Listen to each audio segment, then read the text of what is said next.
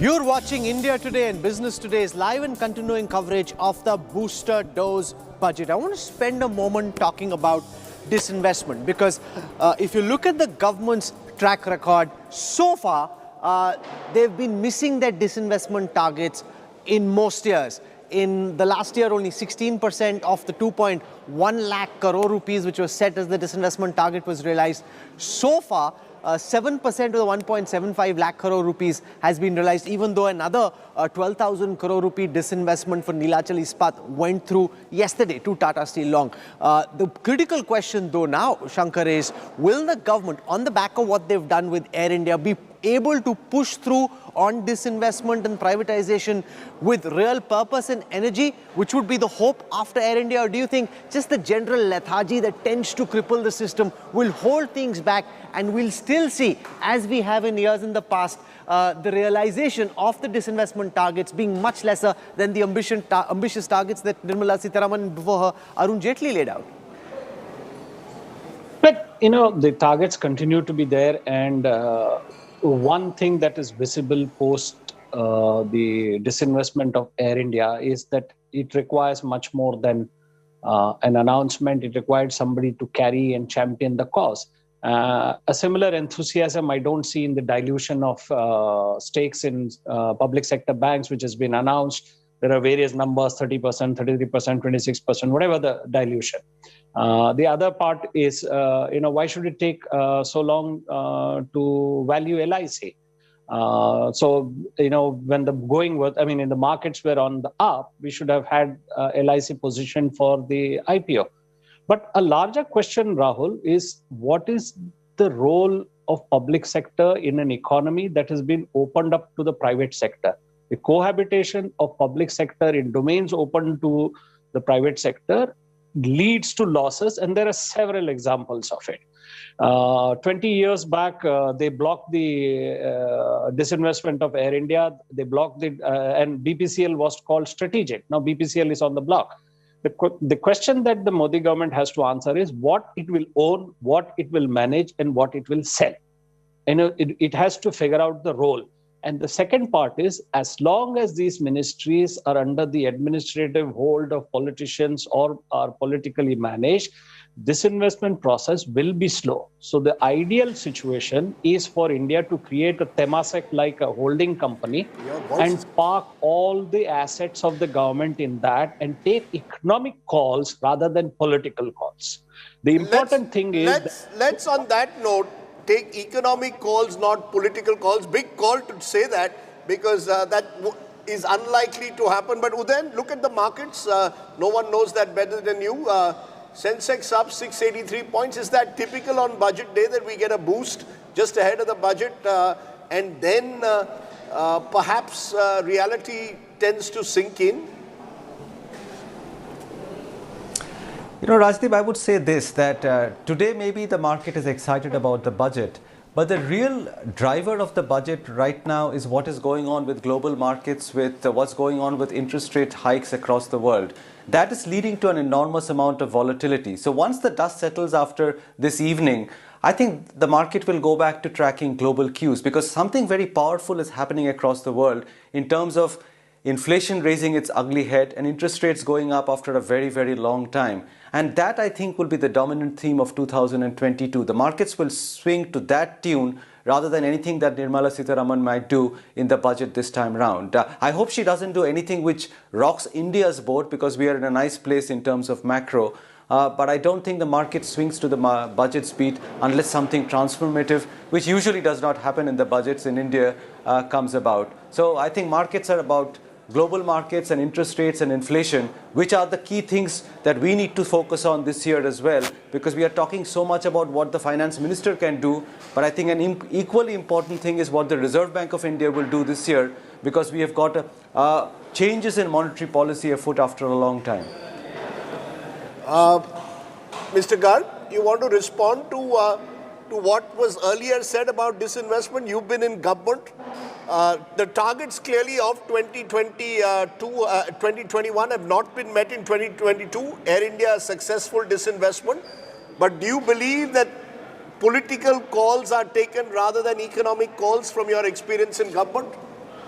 So let's put some of these things right. Number one, this Nilanchal revenues is not 12,000 crores entirely, it's the entire enterprise value. Second, it doesn't come to the government. It is owned by some PSUs and all. So let's not count this into the disinvestment revenue of the government, number one. Number two, LIC issue is considered as the major one on which the entire government is working. There are serious issues about its valuation. Not much has been discussed about it. The LIC makes profit of only about 3,000 crores a year. If you value the company to, let us say, 9 to 10 lakh crores, you are actually putting the value 300 times than what it is. So I suspect that in the interest of gaining or garnering more of resources from LIC, the government may end up overvaluing the LIC, which will create problems for its future disinvestments. There's been a suggestion that some of the value or the profits which go for the shareholders can be transferred to the go to the policy holders, can be transferred to the shareholders. If that you do, LIC is not a very efficient investment manager. It earns much less returns than others do it. Then you will hurt the core business. So my sense is that the disinvestment revenue this year, 1.75 lakh crores, is nowhere likely to be achieved. The government may place it at about 1.2, 1.3 lakh crores, considering that LIC might give you 1 lakh, but that would create future problems. The bigger issue is what Shankar was saying, is that the government need not be in the business of business. All the public sector undertakings which are there and profitable, whether it's in the energy sector or whether it's in the oil space or in some of the mineral space and all of them now are being done very well by the private sector. There is no need for the government to run steel mills when we have 80-85% capacity there. So but we've been saying that for over a decade and nothing has changes. No, that's the point. Also, Rajdeep, that's the problem. The political problem, what you are referring, is that as a policy we don't get it clear that we need to get out. Government said about maximum governance, minimum government, but that has not been implemented. In fact, we have far more ministries today than we had 5 years, 6 years back. So the privatization agenda, the public sector reforms agenda actually is not getting implemented. By the way, just for information, still the government puts more equity investment than it disinvestments. Last 3 years budget, if you look at it, the equity investment by the government is over 2 lakh crores. What comes out of the disinvestment is, in last 2 years, it's not even 25 to 30,000 crores per annum. So I think we will need to take it very holistically and a very clear policy view that how do we want to deal with the public sector.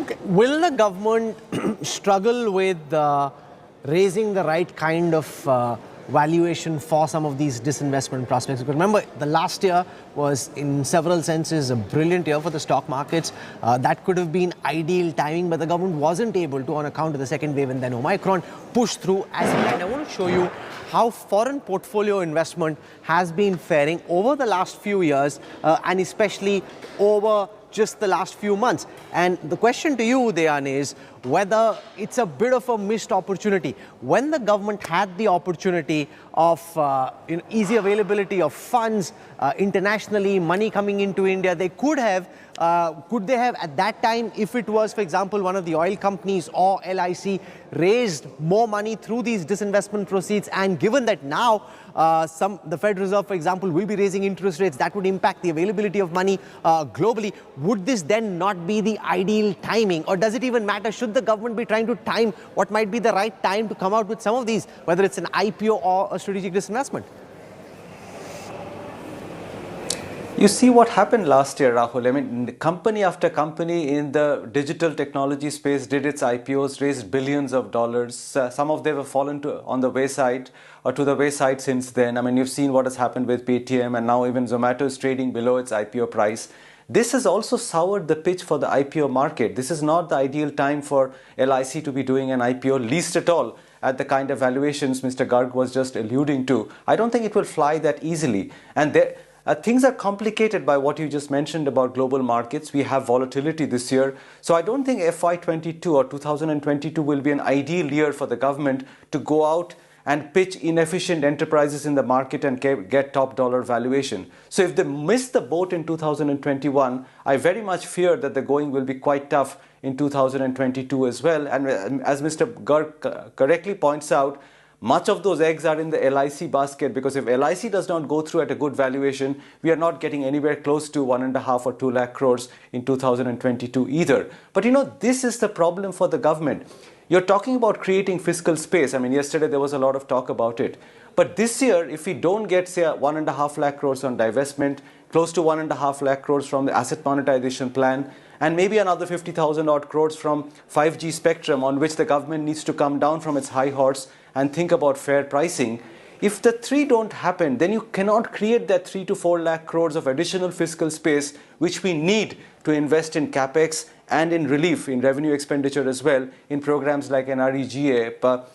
So I think that is one big element of this budget. How do we get cracking, executing and not announcing, and creating this fiscal space from government asset sales?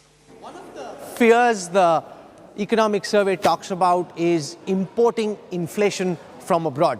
I want to show on the budget intelligence dashboard, as I bring Dr. Shamika Ravi in, if you look, for example, at the inflation numbers, consumer price index, consumer inflation still relatively moderate recently, but wholesale price index, seeming to be under stress. And given the fact that you've got Brent crude at now $90 a barrel, you've got stress between Ukraine and Russia, this whole fear of imported inflation, would that be one of the big X factors in the year to come when it comes to determining how India actually emerges from the shadow of the pandemic? Well, absolutely, Rahul. I think there will be an effort to try and give that cushion as much as possible. But I think inflation for us is still, given the bandwidth within which the RBI likes to function, I think it's not yet as much of a concern as it is in the global markets. But I do want to go back to the point of privatization. You see, we are pretending as if the conversation is really one between politics and economics. And I really think the gorilla in the room is the judiciary. It's the courts. Now, we've done speech analysis of finance ministers over the last 50 years. It was really during the Vajpayee regime that we had serious, we had a ministry, dedicated to privatization. And after that, you saw that during the UPA, and this is where the politics works in, it was totally put on the back burner. So now the effort which is now being made, and I think Nirmala Sitharaman's speech last year was therefore, I think, quite remarkable, is that the strategy of financing growth and infrastructure spending based on privatization and asset monetization, that strategy came out rather clearly. Now, the difficulty is what we have to appreciate and not just say that it's politics playing in. I think the difficulty is in finally implementing this and the courts allowing it, for it to happen. So it's not the political left that one is concerned about at this point. It is truly the court system, which is an impediment as far as the privatization efforts in India are concerned. Those are images of Finance Minister Nirmala Sitharaman with the President Kovind. And Rajdeep, she holds the record in 2020 of the longest budget speech. 2 hours, 40 minutes. Was her budget speech, so 160 minutes. She couldn't finish the last 2 pages, had to cut down the size of the speech.